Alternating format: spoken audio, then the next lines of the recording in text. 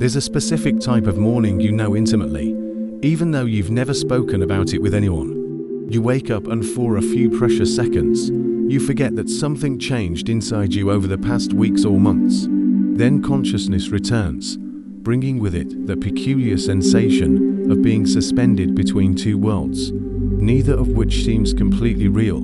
Your eyes open to the same ceiling as always, the same room, the same light filtered through the curtains, but something fundamental has dissolved in the invisible architecture of your existence.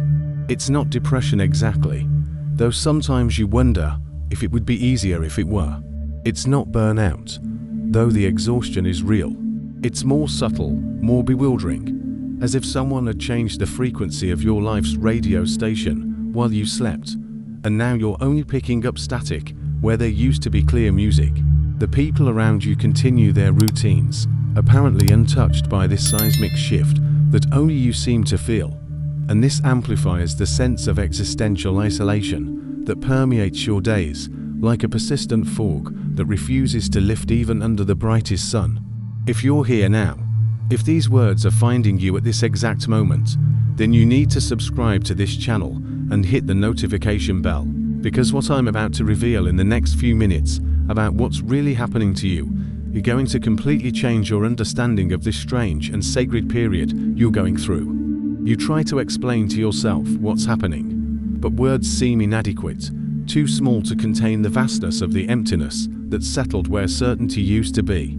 Your projects, those that once burned with urgency in your veins, now seem to belong to someone else, to a version of yourself you can barely remember being. Emails pile up unanswered, not from procrastination, but because, on a fundamental level, you no longer see the point in responding. Conversations that once flowed naturally now require conscious effort, as if you were translating from a language you partially forgot how to speak. You smile at the right moments, answer when asked, execute the necessary movements of daily life, but inside there's this echo, this hollow space where your identity used to reside with crystal clarity.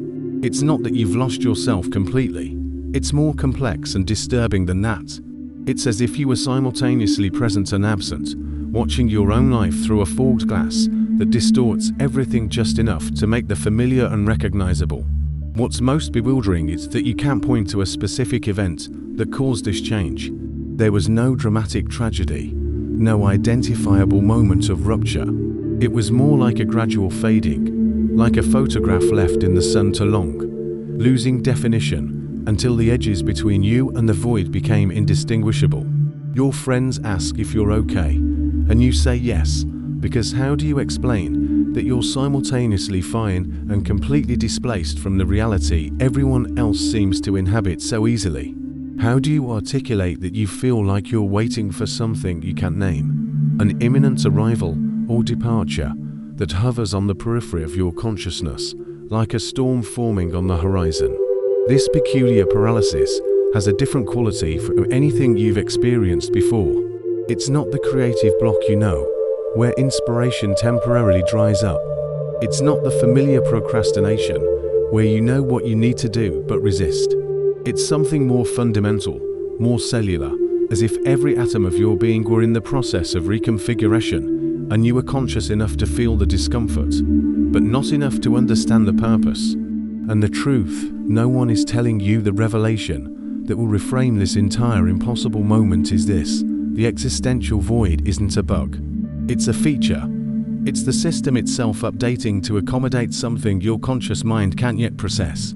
You're going through what quantum physics and ancient spiritual traditions recognize as an essential phase of all genuine transformation, a territory that has many names, but one function: to dissolve what you were, so that what you're becoming can emerge. What's happening to you now has a name that science whispers and ancient traditions always knew, though each uses its own language to describe the indescribable. You're not broken, a failure, or lost, even though every cell in your body might be screaming the opposite right now. Using the metaphor of quantum superposition from physics, we can understand that you're in a state where multiple possibilities exist simultaneously until observation collapses them all into a single reality. Except in your case, It's not a subatomic particle navigating this liminal territory.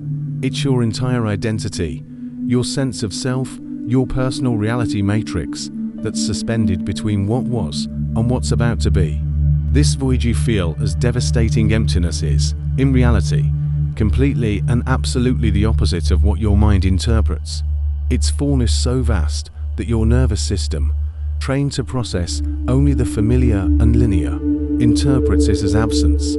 Think about how the human eye can't see ultraviolet, not because the light doesn't exist, but because our receptors weren't calibrated for that frequency.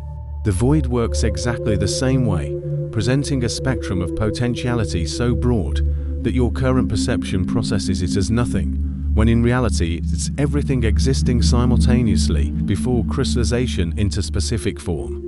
Every spiritual tradition developed a name for this phenomenon because it's as universal as it is fundamental to human evolution.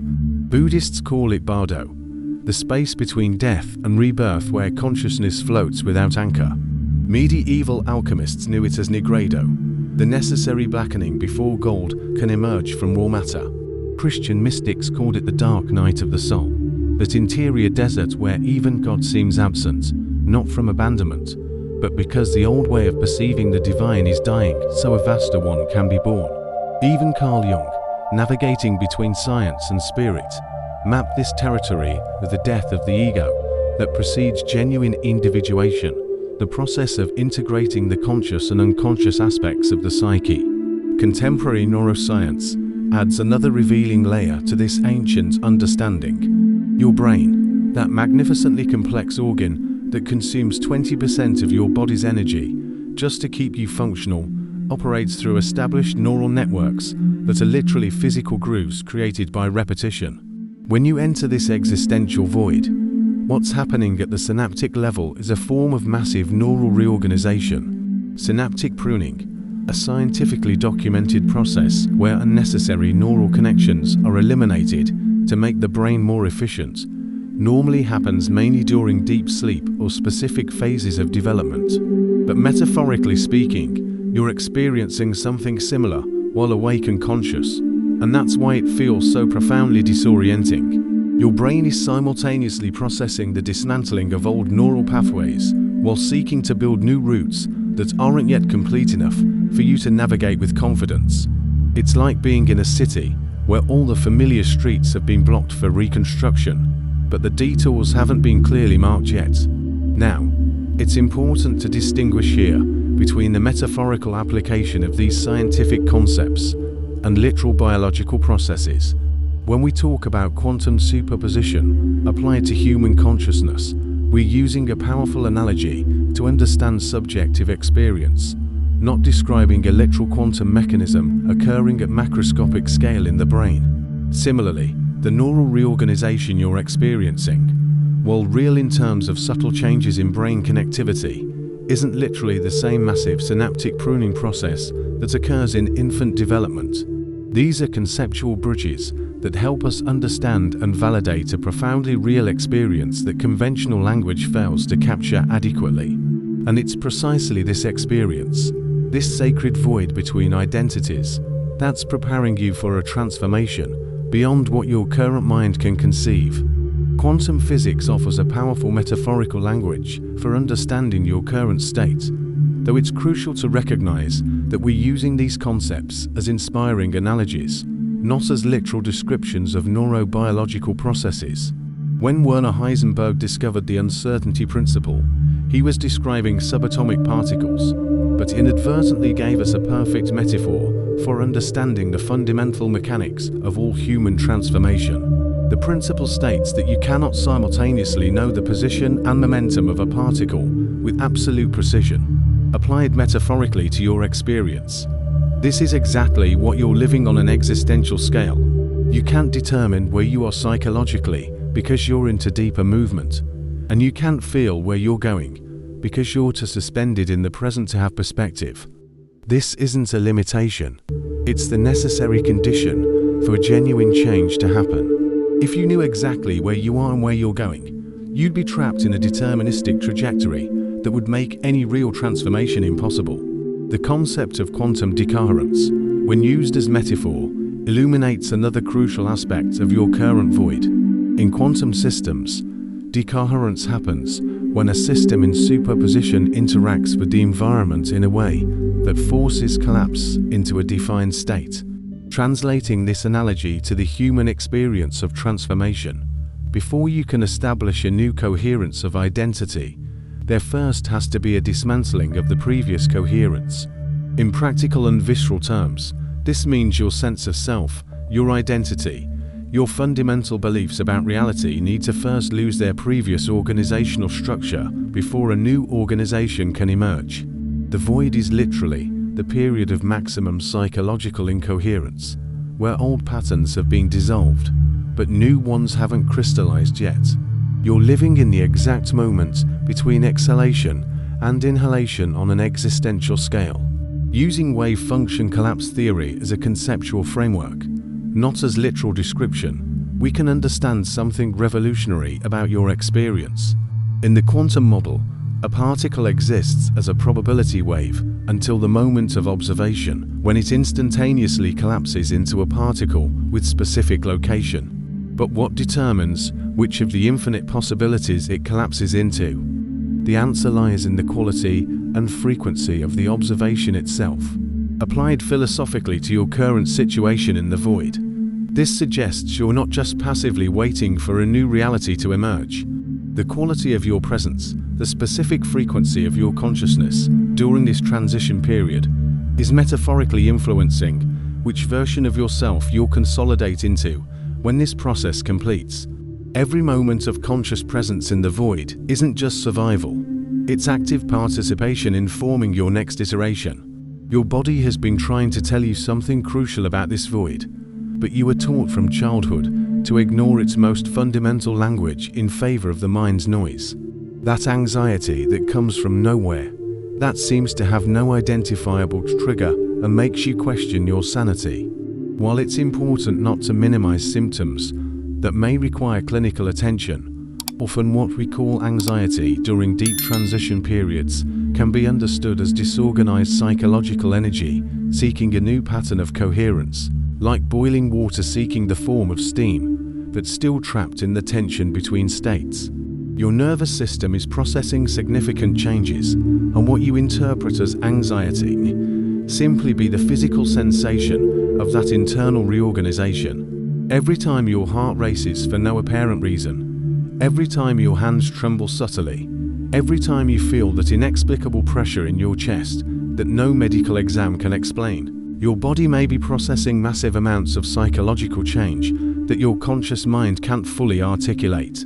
The HeartMath Institute has extensively documented how the heart generates an electromagnetic field approximately 60 times greater in electrical amplitude and 100 times stronger magnetically than the brain. During periods of deep transition at your current void, this cardiac field is in the process of recalibration.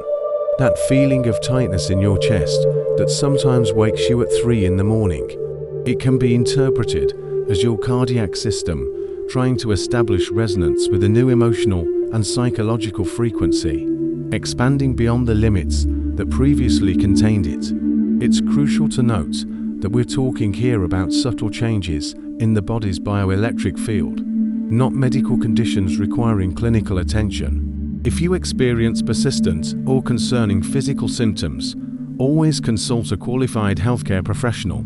The mental confusion that makes you forget simple words in the middle of conversations, that transforms previously automatic tasks into challenges requiring total concentration, may not be cognitive decline, but your brain reorganizing its processing priorities. During periods of intense psychological change, cognitive resources are diverted from normal executive functions toward deep internal processing. It's as if your mental computer were running a system update in the background, leaving fewer resources available for everyday tasks. The existential weight you carry, that invisible gravity that makes every movement harder than it should be, as if the atmosphere itself had become denser around you, can be understood metaphorically as psychological compression. Just as carbon needs extreme pressure to transform into diamond, your psyche is under similar transformative pressure, though at a psychological rather than physical level. The practice I'm going to share now isn't another manifestation protocol promising results in record time. It's not a technique imported from some ancient tradition repackaged for modern consumption. It's a psychological stabilization exercise that can be useful specifically during transition periods, developed through the synthesis of principles from psychology, neuroscience, and contemplative practices. Start by finding a space where you can be without interruption for 10 minutes. Sit or stand comfortably, keeping your spine erect to facilitate deep breathing. Close your eyes not to escape the world, but to amplify perception of the inner world. Place both hands over your heart, recognizing this gesture as a way to bring conscious attention to the body's emotional center. Breathe naturally at first, without forcing any specific pattern, just observing how air enters and exits, how your chest rises and falls under your hands. This initial observation without interference is crucial because it establishes you as witness to the process, not controller of it. Now, with each inhalation, instead of imagining you're pulling something inward, feel that you're expanding internally, creating space within yourself. With each exhalation, allow any tension to dissolve naturally. After establishing this rhythm, add a simple but profound internal recognition. The words can be adapted to what resonates with you, but something like "I trust this transformation process" or "I allow this necessary transition" can be helpful.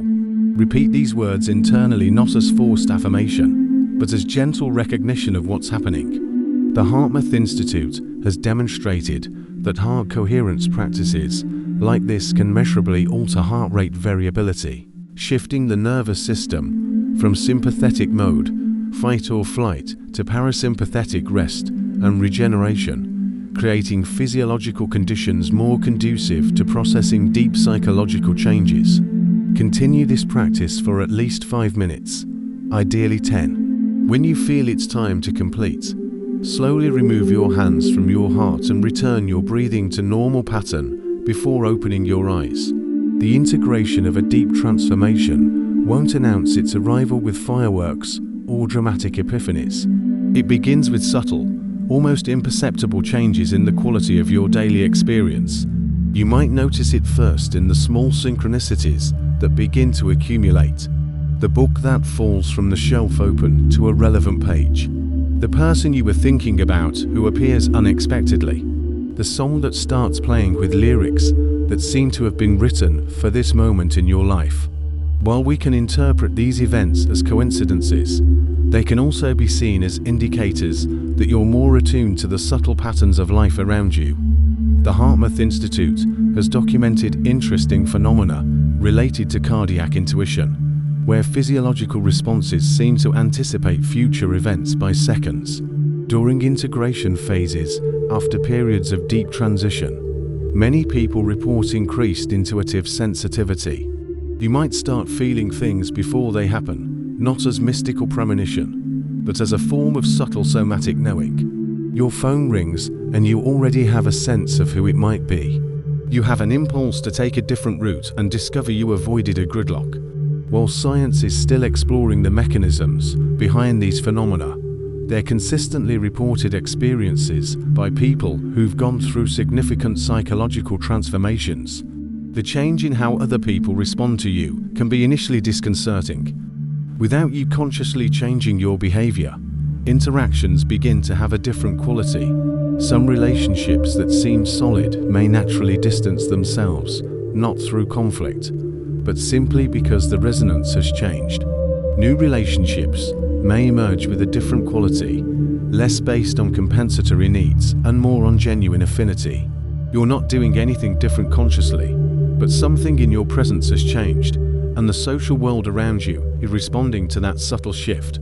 Biologically, integration can manifest as changes in energy, sleep, and even food preferences, not because you've consciously decided to change these aspects, but because your system is naturally recalibrating. Sleep may become more regenerative even when it lasts fewer hours. You might discover that certain foods you always consumed no longer seem appropriate, while others become inexplicably attractive. These are signals that your body is adjusting to a new internal balance. The question that emerges after understanding the mechanics of this transformative void is profoundly practical. How do you live when you're no longer who you were, but haven't yet fully crystallized into who you're becoming?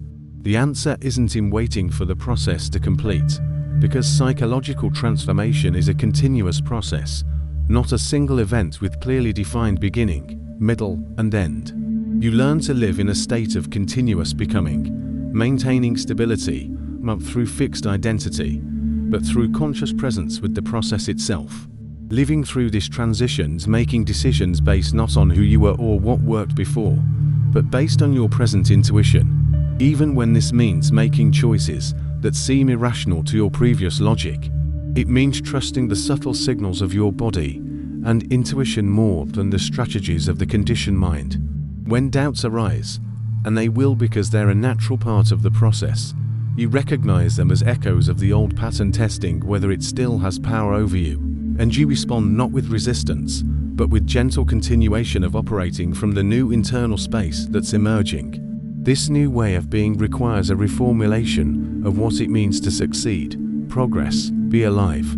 Success is no longer necessarily accumulating external achievements, but maintaining internal coherence through changes. Progress isn't linear movement toward predefined goals, but spiral deepening of your capacity to be present with what is. Being alive is no longer just surviving or thriving in the conventional sense, but consciously participating in the continuous process of growth and transformation. The people around you may not understand this change. Some may question your choices or project their own insecurities onto your transformation. That's not your problem to solve. Your responsibility is to maintain the integrity of your own process, to be authentic with your experience without necessarily needing others to validate or understand it. Some will resonate with your new presence and be inspired in their own journey. Others will find it uncomfortable and pull away. Both responses are natural and serve the larger process of relational realignment. The moment you realize you've traversed the most intense phase of the void doesn't come as dramatic celebration, but as a deep silence that settles in the spaces that were once filled with existential noise. It's like the moment after a storm when you realize the rain has stopped, not because you were paying attention, but because the absence of sound becomes more present than the sound ever was. You're doing something ordinary when the realization gently passes through you. You're no longer waiting. You're no longer struggling. You simply are. And this being has a completely different quality than before. You've reached the end of this transmission, but the beginning of something infinitely greater, because now you carry the map of the territory so many fear to cross. The void is no longer a threat whispered in the dark corners of your psyche, but a recognized portal, a rite of passage you can choose to traverse consciously whenever life demands an upgrade your current systems can't process. This isn't information to be filed away in the mental library of interesting concepts. It's living technology that needs to be embodied through practice, felt through the body, verified through direct experience. If these words found you at the exact moment you most needed to hear them, if you felt your internal field reorganize while receiving this transmission, then you've just witnessed synchronicity in action. Subscribe to this channel now and turn on all notifications by clicking the bell, because every video I share is calibrated to find you exactly where you are in your evolutionary journey.